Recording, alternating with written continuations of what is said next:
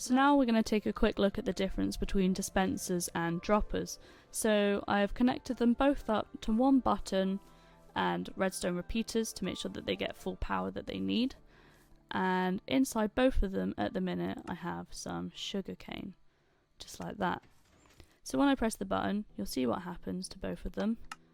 They both just chuck out the pieces of sugarcane as if they were just dropping them, as you can do, and then just pick up the item that's dropped.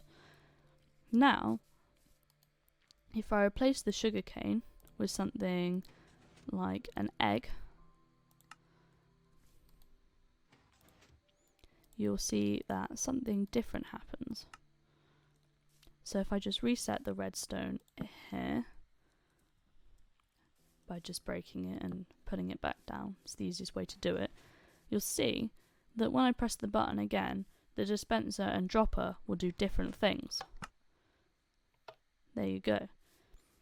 So when you put a throwable item in a dispenser, like an egg or a potion or a fire charge or anything that you can throw in Minecraft and it will create something or something will happen, when you press the button, the dispenser will fire it out in the same way that I can throw an egg, just like that. You see, I can throw eggs, but I can't throw a piece of redstone lamp. I can only drop it. The dropper will always just drop the item, as is suggested in the name, whereas the dispenser, when it's filled with throwable items, will throw them, but if it's a non-throwable item, it will just drop it, the same as a dropper.